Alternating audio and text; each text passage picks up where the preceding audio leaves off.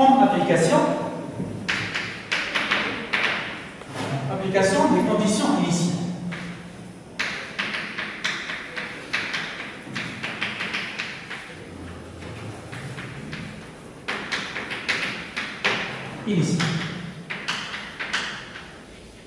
Donc, je vous ai dit que la solution générale de notre système s'écrit comme ceci. x1 de t est égal à A1 cos oméga 1 t plus phi1 plus A2 cos oméga 2 t plus phi2.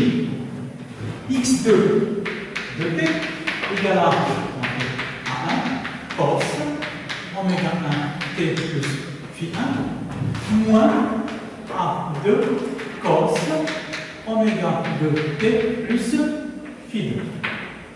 Donc ça, ce terme-là, ça correspond à la première solution particulière, à la solution particulière du premier mode, associée à la pulsation oméga 1. Et ces termes-là, c'est la solution particulière associée au second. D'accord? Donc, il est question de retrouver les constantes dans la solution A1, A2, phi1 et phi2. Alors, pour déterminer donc ces paramètres, on utilise les conditions Olive, les conditions initiales du problème. Donc, on va traiter deux conditions différentes, soit les conditions initiales suivantes.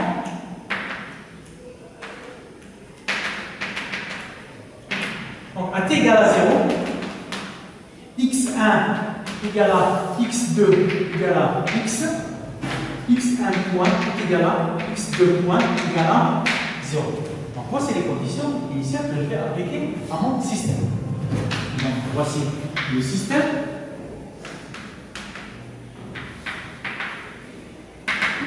Donc, 1, 1, 1, 2, K, K, K. Les trois ressources sont identiques. Donc, je repère 1 par x1, je repère 1, 2 par x2. Donc, les conditions initiales que je vais appliquer, c'est quoi? Donc, je déplace 1, 1 de la quantité x, je déplace 1, 2 de la quantité, de la même quantité x. D'accord? Et à t égale à 0, je lâche son vitesse initiale. Je déplace de la même quantité et je lâche son vitesse initiale. Donc, qu'est-ce qu'il y a lieu de faire? Je relance. Donc, vous avez, on va faire le calcul ensemble. Donc, x1 de 0 égale à A1 cos phi1 plus A2 cos phi2. Ça égale à x. x2 de 0 égale à A1 cos phi2 plus A2 ou moins A2 cos phi2 égale à pareil, x. Donc les conditions sur les vitesses, je utilise ça par rapport au temps. J'obtiens x2 point de 0, donc ça donne moins A1 oméga sinus phi1 moins A2 oméga sinus phi2, ça égale à 0. D'accord. Alors, ça c'est x1. Point. x2 point de 0 égale. Donc, moins A1 oméga sinus phi1 plus A2 oméga sinus phi2 égale à 0. Donc, première équation, deuxième équation, troisième équation et quatrième équation. Donc, qu'est-ce qu'on peut retirer? 3 plus 4. 3 plus 4, ça donne quoi? Ça donne ça s'annule, ça va disparaître, oméga en facteur, ça donne 0. Ça donne donc A1 sinus Q1 égale à 0. D'accord. Quand je fais 3 plus 4, ça va me donner A1 sinus Q1 égale à 0. Donc ça saute avec celui-là. A1 ne peut pas être nul, donc obligatoirement Q1 égale à 0. Okay. Et si je fais 4 moins 3, cela me donne, donc ça moins 5 égale à 0. Et ça A2, ça moins ça, donc ça donne 2 fois, donc ça c'est 2 fois.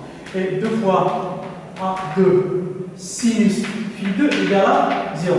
Implique que phi2 égale à 0. Donc la troisième équation et la quatrième équation on permet de déterminer phi1 et phi2. Phi1 égale à 0, phi2 égale à 0. Ok, je reviens à la première et à la deuxième équation. Donc la première équation, je la réécris. A1 plus A2 égale à x. Phi 1 égale à 0, donc cos 0 égale à 1. Phi 2 égale à 0, donc cos phi 2 égale à 1. Donc A1 plus A2 égale à x. Pour la deuxième équation, donc A1 moins A2 égale à pareil x. D'accord. Très bien. Donc si je fais maintenant, j'appelle ça 5, et celle-là 6. 5 plus 6, ça me donne quoi? 2 fois A1 égale à 2x. Donc A1 égale à x. Si je fais 5 moins 6, donc ça vous donne ça moins ça, donc c'est 0. Donc A1 moins A1 c'est 0. 2 fois A2 égale à 0. Cela veut dire que A2 égale à 0.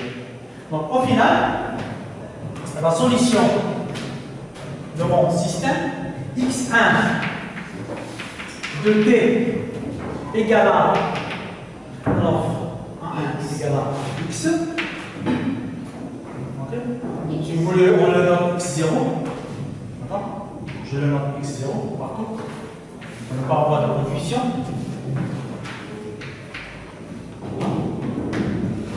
Alors, x1 de t est égal à x0 cosinus oméga t. x2 de t est égal à, pareil, x0 cosinus oméga t. A2 égale à 0. C'est bon, c'est clair? Très bien. Cela veut dire quoi? X2 évolue de la même manière que X1. Évolue avec amplitude X0 à la même fréquence. Ça veut dire que les deux masses oscillent à la même fréquence. Elles oscillent en phase. D'accord? Donc, qu'est-ce que nous avons ici? Pardon, dans la solution, j'ai oublié le terme oméga 1. Elles oscillent avec la fréquence propre oméga 1. D'accord? Dans la pulsation propre oméga 1. Très bien. Maintenant, on va appliquer d'autres conditions initiales au problème.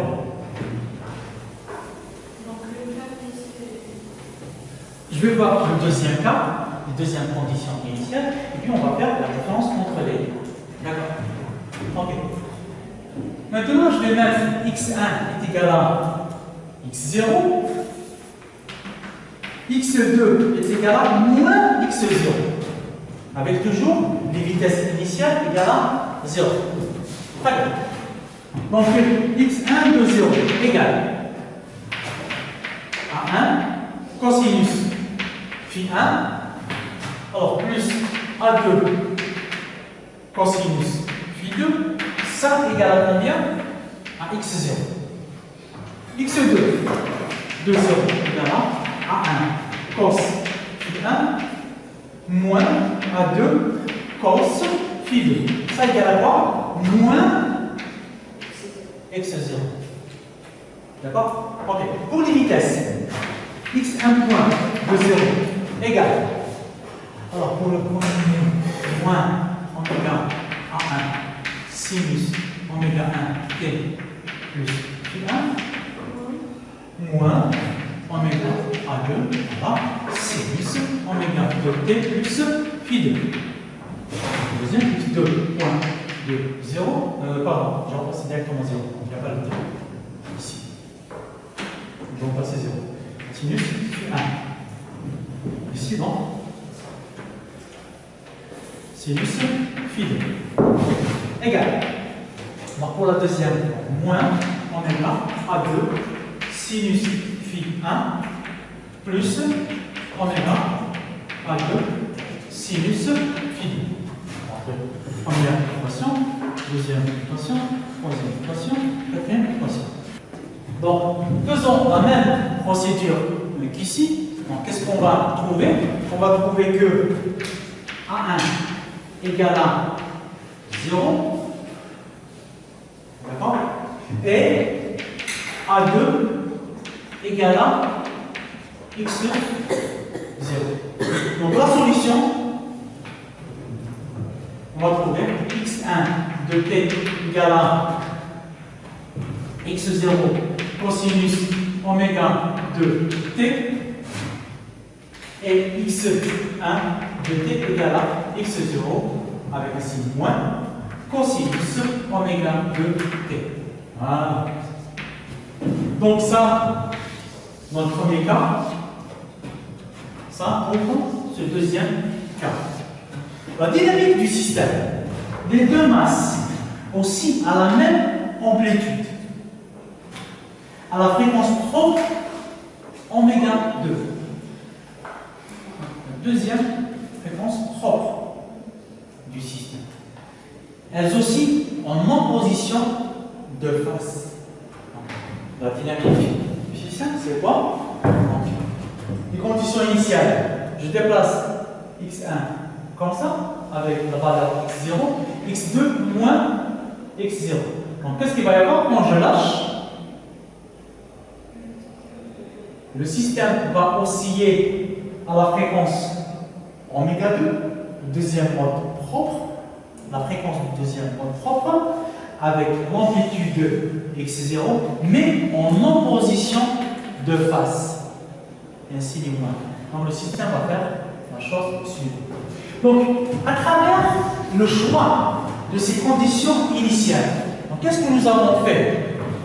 Donc, dans le premier cas, on a isolé le premier mode. Dans le deuxième cas, des choix des conditions initiales, qu'est-ce que nous avons fait? On a isolé le deuxième mode. Cela veut dire que par un choix judicieux des conditions initiales du problème, on peut isoler un mode par rapport à un autre. D'accord? Donc, les premières conditions initiales que nous avons choisies, nous avons isolé le premier mode. Le système oscille à la pulsation propre oméga 1. Oui? Non, il n'y a pas de décollage ici. Pour le deuxième choix des conditions initiales, nous avons isolé le deuxième mode. D'accord? Donc le système aussi à la pulsation propre oméga 2. Ici, nous avons juste le deuxième mode. Donc ça, c'est le premier mode. Ça, c'est le deuxième mode. Donc dans le premier mode, les deux masses oscillent à la fréquence oméga 1. Donc la fréquence, la pulsation propre du premier mode. Les deux masses oscillent en phase. Donc, dans le deuxième mode, les deux masses oscillent à la deuxième fréquence propre oméga 2, d'accord? Mais en opposition de phase. Donc, le premier mode, le deuxième. D'accord? Est-ce que c'est là, c'est bon? À travers cet exemple, ça vous a permis de mieux voir l'étude des systèmes à plusieurs degrés de liberté. Donc, comment on détermine les solutions particulières associées à chacun des modes. La solution générale du système, la solution générale, là où on a le premier mode, le deuxième mode. Et comment, à travers un choix particulier des conditions initiales, on peut isoler un mode par rapport à un autre. C'est clair, c'est bon? Très bien. Donc, troisième cas de conditions initiales du problème. Donc, soit les conditions initiales suivantes. Donc, à t égale à 0, x1 est égal à x0, x2 égale à 0, x1 point égale à 0, x2 point égale à 0. Je vais prendre les conditions suivantes. C'est-à-dire que vous avez votre système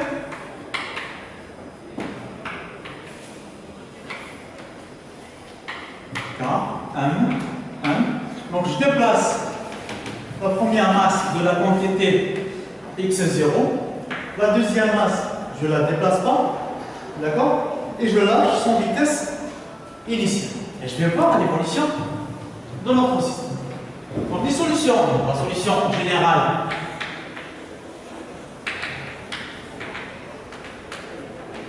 du problème, c'est quoi? Donc, x1 de t égale à a1 cosinus oméga 1 t plus phi 1 plus a2 cosinus oméga 2 t plus phi 2. Deuxième équation, deuxième solution. Donc a1 cosinus oméga 1 t plus phi 1 moins a2 cosinus oméga 2 t plus phi 2. D'accord. Donc qu'est-ce qu'il y a lieu de faire, comme on a fait pour les deux exemples précédents? On remplace. A t égale à 0, non? A t égale à 0, je remplace.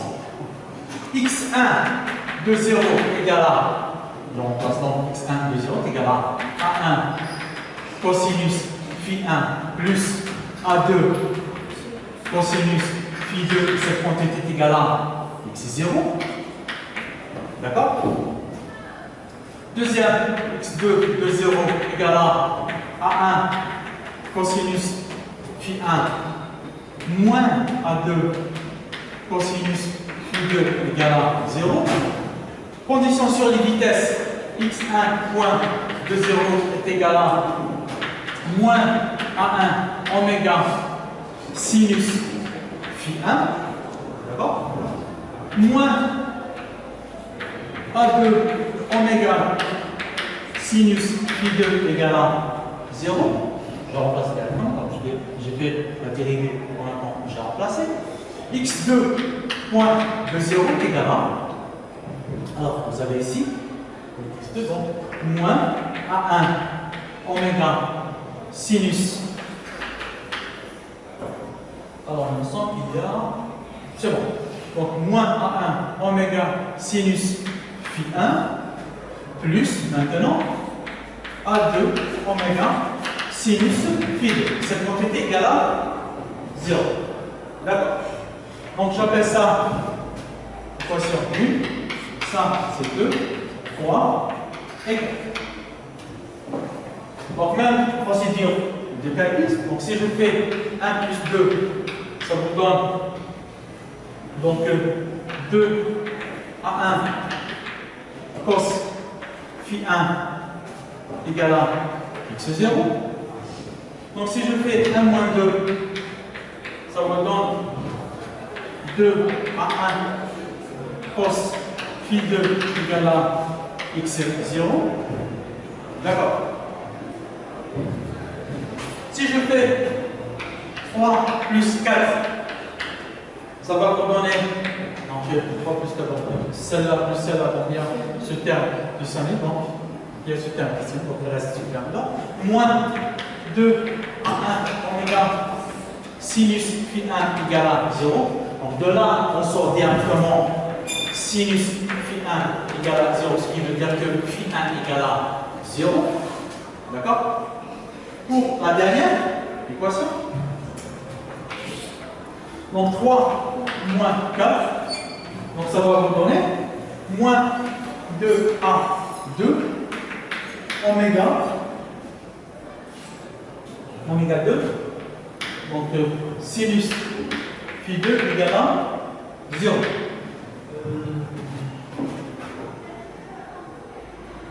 Pardon, ici, donc il y a des choses que j'ai ratées, donc ça c'est oméga 1, ça c'est oméga 2, d'accord? Donc ça c'est oméga 1, voilà, donc c'est une erreur ici. Alors ici, donc, cela veut dire que sinus phi 2 égale à 0 implique que phi 2 égale à 0. D'accord, on trouve les déphasages, phi 1 et phi 2 égale à 0. Donc si phi 1 et phi 2 égale à 0, alors cela veut dire que cosinus phi 1 égale à 1 implique que A1 égale à, implique de cette équation, A1 est égal à x0 sur 2. Et pareil, donc ça c'est A2. A2 est égal à A2 égale à x0 sur 2. D'accord?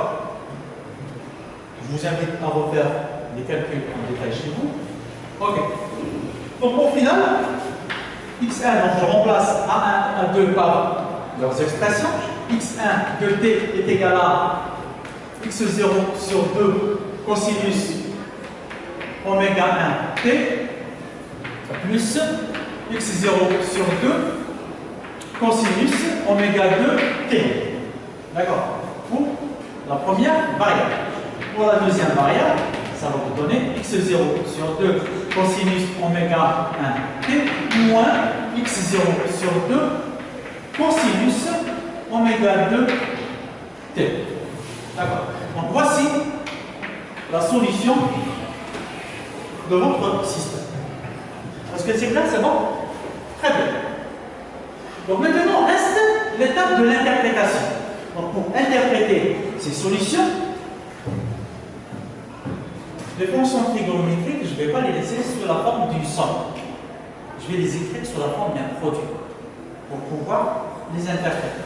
Donc on va utiliser la transformation trigonométrique suivante. Donc cosinus A plus cosinus B ou cosinus alpha plus cosinus bêta égale à 2 fois cosinus alpha plus bêta sur 2 fois cosinus alpha moins bêta sur 2 et cosinus alpha moins cosinus bêta est égal à moins 2 sinus alpha plus bêta sur 2 sinus alpha moins bêta sur 2. Donc c'est facile de terminer. D'accord? On obtient donc, en faisant cette transformation, on obtient les solutions suivantes. x1 de t est égal à x0. Alors, cosinus oméga 2 moins oméga 1 sur 2. Parfait, c'est évidemment. Cosinus oméga 1 plus oméga 2 sur 2. Parfait. D'accord. Et x2 de t égale à x0 sinus oméga 2 moins oméga 1 sur 2. Okay. Sinus oméga 1 plus oméga 2 sur 2 fois t. Voilà. Donc on obtient les fonctions suivantes ou le comportement suivant pour les solutions. On va essayer maintenant de décortiquer en détail, donc voir en détail ces solutions. Elles se présentent sous la forme de produits de deux sinusoïdes. Pour la première, de deux fonctions cosinus, pour la deuxième, de deux fonctions sinus. Donc ça va être oméga 2 moins oméga 1 sur 2. C'est une fonction qui va osciller avec la fréquence oméga 2 moins oméga 1 sur 2. D'accord? Donc c'est quelque chose de delta oméga sur 2. Et ça, oméga 1 plus oméga 2 sur 2. Donc vous voyez très bien que ça c'est la moyenne des deux, et ça c'est la moitié de la différence des deux fonctions. Donc quelle est la valeur la plus importante? C'est celle-là. Donc cette fonction aussi avec une fonction qui n'est pas rapide par rapport à, ce qui est lente par rapport à celle-là. D'accord? Si je peux représenter les deux, donc ça va faire quelque chose comme ça. D'accord? C'est cosinus fois quelque chose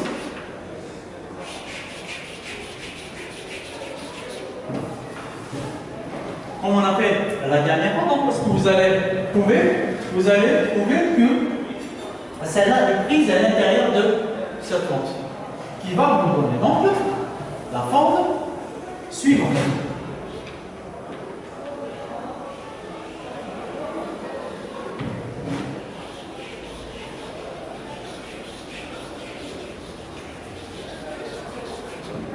D'accord.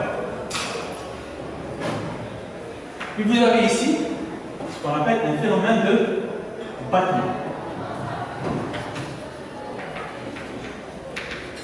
De battement. D'accord. Pour la deuxième, c'est exactement pareil, c'est la même chose. Seulement, elle est déphasée de pi sur 2 par rapport à la première. Il y a un déphasage de pi sur 2, caractérisé donc par la fonction sinus. Ici. Voilà.